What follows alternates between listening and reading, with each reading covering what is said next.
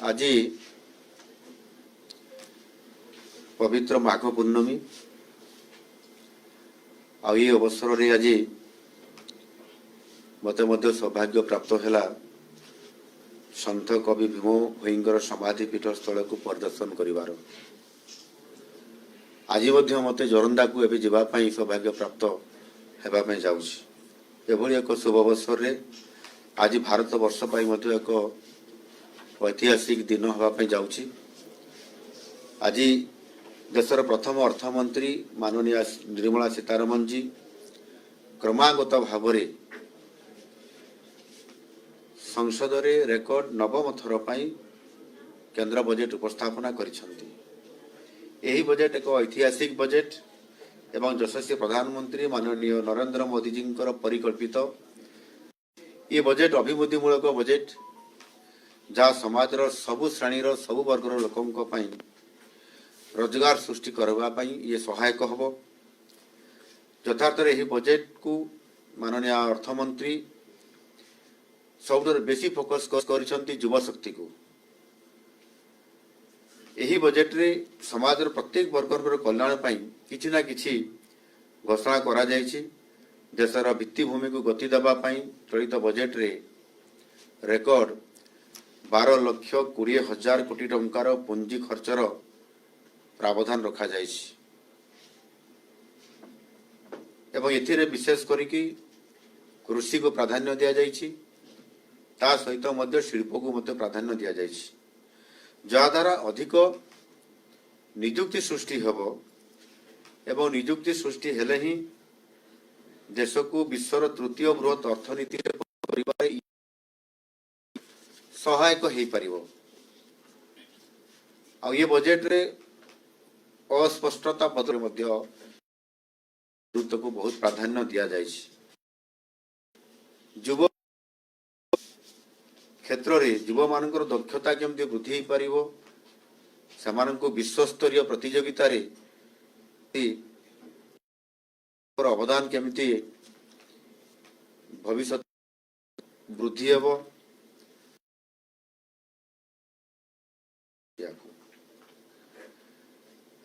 आर्थिक अभिवृद्धि को आहरी अधिक 350 गोटी ढांचागत संस्कार बा रिफॉर्म आनी जो स्वाधीन भारतर अर्थनैतिक इतिहास रे यह एक विरल अध्याय। या पूर्व एभली भाव एत संस्कार से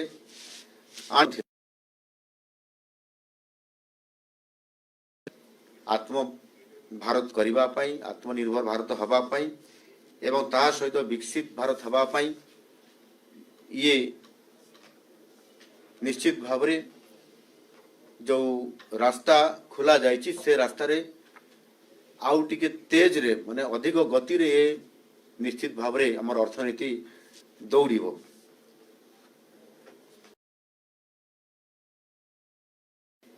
NW5 प्रथम पर्याय रे यह कार्यकारी हेबो। NW5 खनिज समृद्ध अंचल को प्राधान्य दिया जायछि। आ जेहेतु खनिज संपद अंचल ता भितर ओडिशा आसुछि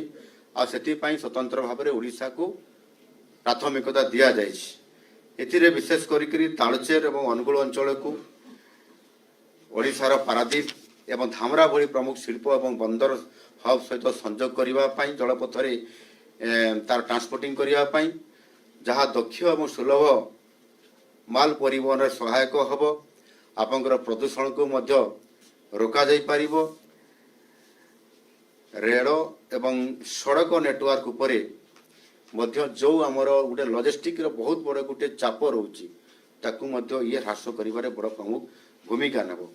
एही पदक्षेप उद्देश्य होची स्थायी आभ्यंतरीण जल परिवहन को समृद्ध करिबा। बहुल द्रव्य जोटा खनिज एवं शिल्प सामग्री परी एवं पूर्व उपकूल रे एक लॉजिस्टिक एवं शिल्प हब भाव रे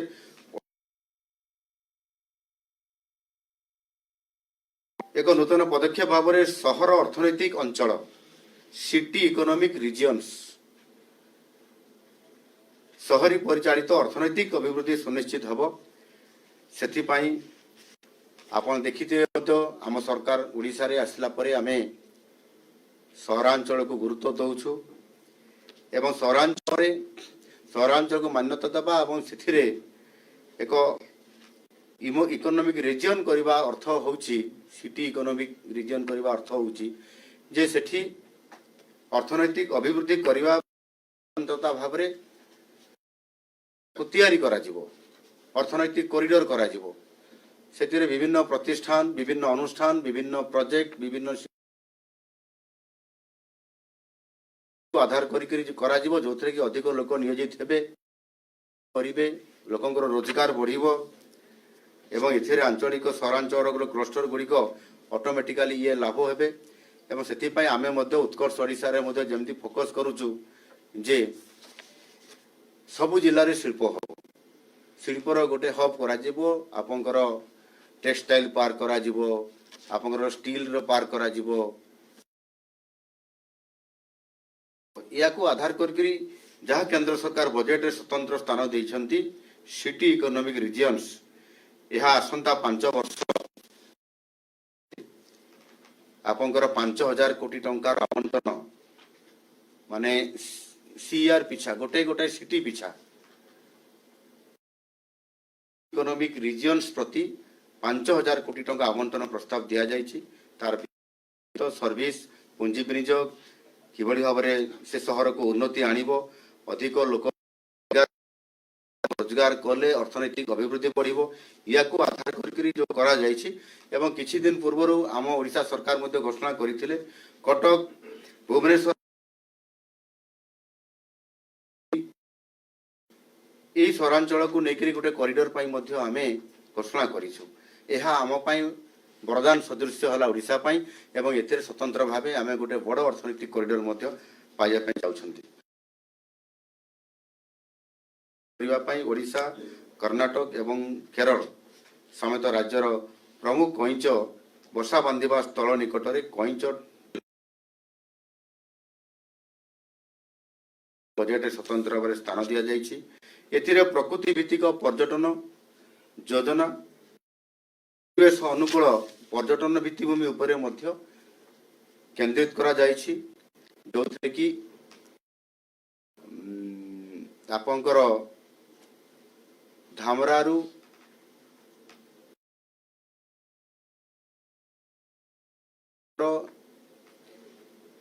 हमर कइंच मानकर अंडा दबा एवं समाने प्रति वर्ष रे आसंती गोपालपुर रे आपनकर भितरकनिका अंचल रे ये अंचल को संपूर्ण भाव रे एक परिवेश अनुकूल पर्यटन ग्रामीण योजना MGNREGA रो गोटे बहुत बड़ा परिवर्तन किछि दिन पूर्व एक कथा आपण माने जानि छंती आ सेति पई नूतन योजना विकसित भारत रोजगार गारंटी और आजीविक ग्रामीण प्रति ग्रामीण परिवार पिछा जो 125 दिन रोजगार वैधानिक गारंटी प्रदान करा जाइछि आ 100 दिन तुलन में 125 दिन कार्य देवार व्यवस्था करा जाइछि एथिरे 2026-27 आर्थिक वर्ष पई मोट 1,51,000 कोटी टंकार जो आवश्यकता पड़ुछि बजेट रे सेतरे केंद्र सरकार अंश मध्य 95,692 कोटी टंकार प्रावधान रखा जाइछि एवं सही अनुसार यह 60-40 रेशियो रे कार्यक्रम योजना भितर ये निश्चित भाव स्वतंत्र भाव ये गोटे ठोस कार्यक्रम भितर हेबो जो कि लोकंकर रोजगार बढ़िबा सहित भित्तिभूमि प्रतिष्ठा हेबारे बहुत बड़ सहायता हेबो आगुर 30,000 टंका खर्च करा जाउथला केंद्र सरकार करथले आम सरकार एबे आसिला परे एवं ए जो नुआ बीबीजी रामजी ए स्कीम आनिला परे 30,000 कोटी को वृद्धि करी यार प्रावधान रखा जाइछि एवं ताहा सहित मध्य राज्य सरकार रो बजेट रे मध्य ताको शेयर मध्य रखा ओडिशा बड़ी उपकूलवर्ती राज्य मानकर कृषक मानकर आय वृद्धि पाई उच्च मूल्यर कृषि अंश भाव में नड़िया काजू चंदन पाई योजना उत्पादकता वृद्धि पाई ये समस्त नड़िया एवं काजू एवं चंदन पाई यार अधिक प्रोत्साहन देवार जो लक्ष्य रखा जाइछि या द्वारा हमर प्रोडक्शन बढ़िबो प्रोडक्शन बढ़िले सही अनुसार निश्चित भाव एथिरे जो माने नियोजित होते जो माने ये कार्य करुथिबे जो चाषी माने से निश्चित भाव में संपूर्ण भाव में उपकृत हवा सहित आत्मनिर्भर हवा क्षेत्र में ये गोटे बहुत बड़ गुरुत्व भूमिका निर्भर करिवो। विशेष करी आपंकर उत्पादन एवं प्रक्रियाकरण इकोसिस्टम को मजबूत करने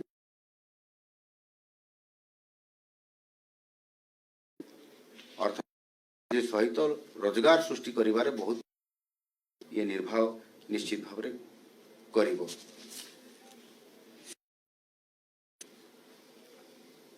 जदि आम देखा ताहले एथिरे अनेक रिफॉर्म अनेक जो क्रिटिकल आपंकर national critical mineral mission MM माध्यम खनिज क्षेत्र एथिरे 7 वर्ष मध्य 34,300 कोटी टंकार व्ययबराद या स्वतंत्रता केंद्र बजेट रे स्थान दिया जाइछि एवं प्रमुख पदक्षेप मध्य गुरुत्वपूर्ण खनिज मूल्य श्रृंखला भैल्यू चेन 16,300 कोटी टंका आमदानी उपर निर्भरशीलता ह्रास करने 4टी राज्य में नूतन रेयर अर्थ बाष्पीकरण टंकार प्रोत्साहन एथिरे मध्य अंतर्भुक्त अछि। एथिरे मु गोटे कथा कहया भी चाहूँगी आमे उत्कर्ष ओडिशा माध्यम आमे वेदांत कंपनी अच्छी 80,000 कोटी टंका गोटे प्रकल्प ओडिशा रे हेबा पई जाउची जो प्रथम एथिरे कोयला सेथिरे से खर्च करिवे एवं एथिरे प्रोत्साहन टंका जो देवार व्यवस्था केंद्र सरकार आज एथि स्वतंत्रता देले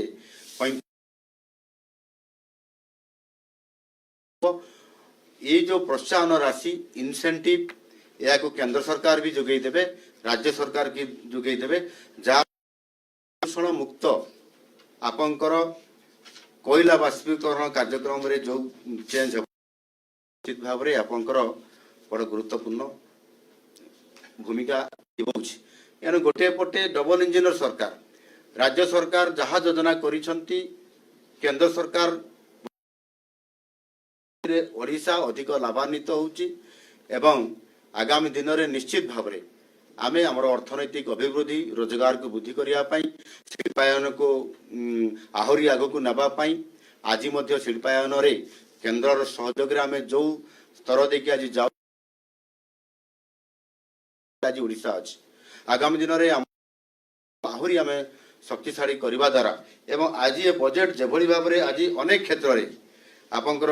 कृषि उपरे जल जीवन मिशन उपरे विकसित भारत रोजगार गारंटी उपरे आपंकर समग्र शिक्षा उपरे आपंकर पीएमएवाई उपरे पीएमएवाई ग्रामीण जातीय स्वास्थ्य मिशन जातीय ग्रामीण जीविका मिशन भाव में आपंकर या अधिक चाषी मान को शक्तिशाली करने पीएम किसान एवं प्रधानमंत्री गरीब कल्याण अन्न योजना को पुणी अभिवृद्धि करवा एथिरे 2,27,429 कोटी टंका पीएम सूर्य घर उपरे 22,000 कोटी टंका प्रधानमंत्री विकसित भारत रोजगार योजना उपरे 20,083 कोटी टंका एभली भाव जो योजना गुड़िक रखा जाइछि ताहा ओडिशा उपरे निश्चित भाव में ये सहयोग हेबो एवं ये बजेट रे अभिवृद्धि बढ़िबा सहित लोगों को रोजगार करिवो एवं विकसित भारत आड़ को जो आमे योजना करछंती से आड़ को ये बहुत सहायक हेई परिवो। एनु मु आपण मान को निश्चित भाव बजेट अति गुरुत्वपूर्ण ऐतिहासिक बजेट है एवं ये बजेट आगामी दिन में यार रियल से देखिए निश्चित भाव में गोटाए स्वतंत्रता रही बजेट रे भरपूर सुजोग देवा और उत्पादन वृद्धि पाई ये बजेट हूँ सबुठार श्रेष्ठ बजेट बोली मुझे कहवाई चाहूँगी। एणु रोड सेक्टर रे रेल सेक्टर रे आपंकर पोर्ट सेक्टर रे ये समस्त क्षेत्र में ओडिशा को जेभली भाव में केंद्र प्राधान्य देइछंती आगामी दिन में एवं भारतवर्ष भारत पाई एवं ओडिशा पाई मध्य समृद्ध ओडिशा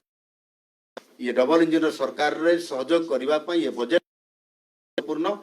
ଏବଂ ଐତିହାସିକ ଏ ବଜେଟ୍ ଆଗାମୀ ଦିନରେ ଓଡ଼ିଶାକୁ ସମୃଦ୍ଧ କରିବାରେ ପ୍ରମୁଖ ଭୂମିକା ନେବ। ଧନ୍ୟବାଦ।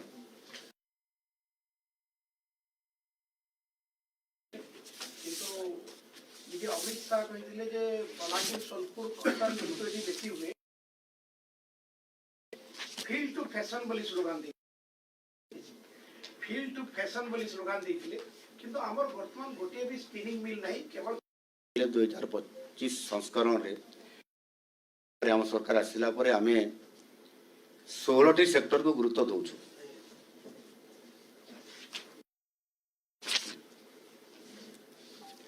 16 सेक्टर को आम गुरुत्व दउछु एवं ता भितरे टेक्सटाइल को बहुत गुरुत्व दउछु। आगामी दिन रे ता मोर कॉटन रो प्रोडक्शन अछि अधिक बलांगीर कलाहांडी सोनपुर एवं से आधार रे आमे करिया पय जाउछु। सेति पय मध्य आमे तांकरी उपरे आमे रोड शो भी करिछु समाने भी आसिया पय रेडी अछंती एवं इथिरे आपण देखंतु निश्चित भाव रे आमे एथिरे पारदर्शिता लाभ करिवो एवं लोक मान को आधार करके जोठी जो अंचल जो प्रोडक्ट होची ताकू नै करी शिल्पायन को जोड़ी देबा रोकिबा पय मध्य ये गोटे भलो पदक्षेप होई पारिबो। सोनपुर गोटे स्पिनिंग मिल थिला जोटा मु एबे देखि कि आसली रास्ता रे आसिला बडे ये निश्चित भाव रे याकू ट्रांसफॉर्म पुनी करा जीवो कारण हम पाखरे रॉ मटेरियल निश्चित भाव ट्रांसफॉर्म करा जीवो। मु देखुतली केते जागा अछि बोले भी हमर माननीय विधायक को पतारुतली या ऊपर हमें टोटली सोनपुर ए अंचल जो कहउछंती ता ऊपर बहुत फोकस करा जीवो आगामी दिन रे एवं हबो। Thank you.